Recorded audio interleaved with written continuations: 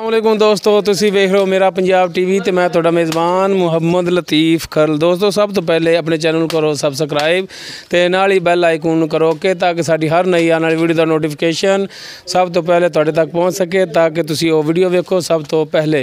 दोस्तों अज भी तुहाडा वीर रोज़ाना की निस्बत तुहाडे वास्ते एक मझ की वीडियो लैके हाज़र है। उम्मीद करांगे कि तुहानूं वीडियो बड़ी पसंद आएगी तो कैमरामैन तुहानूं मझ दिखाएगा जी। ये मालक तो पूछांगे कि इनका की हिसाब किताब आ गया। तको बल्ला मत्था खुंडे सिंह माशाल्लाह खुले सिंगां वाली है ते बल्ला मत्था कालियां ते चिट्टियां अखां इंदियां कद मुकम्मल दिखाओ इंदा माशाल्लाह चंगी फब्बी मज्ज ते हवाना दिखाओ या मुठ भर थान ने तुहाडे सामने कैमरामैन दिखा रहा जी। ये तसल्ली कर लो। बैक साइड तो भी ये मालक तो पुछा दसांगे कि आया है सूण वाली ते किन्ने महीने लैके सूण ते जे दुध दे रही है तो किन्ने त्रोकड़ कह रहे हैं। तो ये हुण पुछांगे मालक तो कि दुध हुण किन्ना इहदे थल्ले ते किन्ने महीनों दी गब्बण है। कैमरामैन तुहानूं तसल्ली नाल दिखा रहा जी। बाकी करने जी मालक दे नाल गल्लां बातां ते पुछने दसदे हैं जी। मझ थोड़ा जिहा डर रही है साडे तो। आओ जी इधर।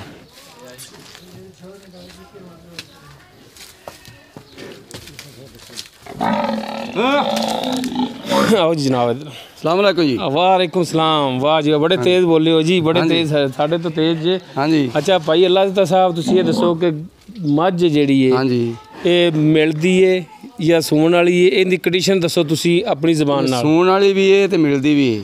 मिलदी तो दुध किन्ना देंदी? दुध 3 किलो दुध देवांगे। 6 महीनों की गब्बड़ मैं देवांगे। 6 महीनों की पक्की गारंटी? गारंटी चेक करा के। 3 किलो दुध 2 टाइम का? 2 टाइमां दा ते 6 महीने की गब्बण ते किनवा सूआ इन्हें सूना है हुण? इन्हें तीसरा सूआ हुण सूना है। तीसरा या चौथा है? सही दसना है? नहीं सही तीसरा सूआ सूना है। तीसरा सूआ सूना है। तीसरा गारंटी है इस गल दी? गारंटी। अच्छा इहदा हुण मुनासिब जिहा रेट दसो, क्योंकि दुध भी तो 3 किलो है ते 6 महीने की गब्बण वाली सूण दे विच भी कोई 3-4 महीने पै ने। हाँ जी। ते मैं भी तो 2.5 लाख दी बाद च ਉਹ ਤਾਂ ਜਦੋਂ ਹੋਵੇਗਾ ਮਾਲਕਾਂ ਦੇ ਮੁਕੱਦਰ ਜਿਹੜਾ ਵੀਰ ਖਰੀਦੇਗਾ।